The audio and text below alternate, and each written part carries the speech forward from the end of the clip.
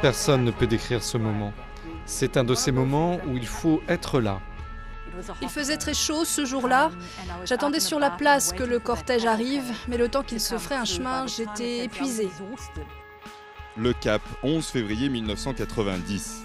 Le prisonnier le plus célèbre de la planète fait ses premiers pas d'homme libre depuis 27 ans.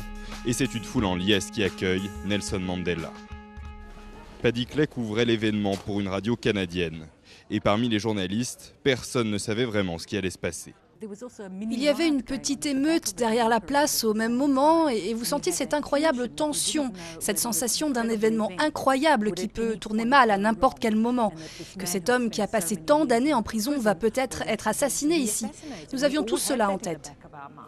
Pour les jeunes noirs, c'est aussi la découverte d'un symbole, celui d'une lutte enfin sur le point d'aboutir avec la libération de Madiba, le nom donné à Mandela en référence à son clan.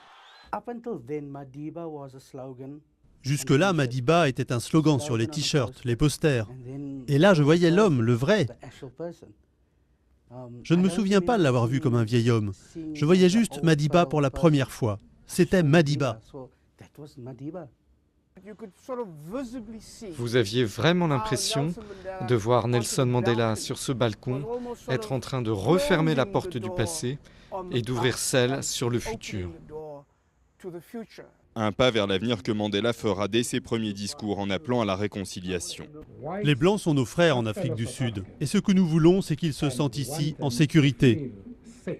4 ans plus tard, en 1994, Nelson Mandela devient le premier président noir d'Afrique du Sud, parachevant ainsi la transition démocratique du pays.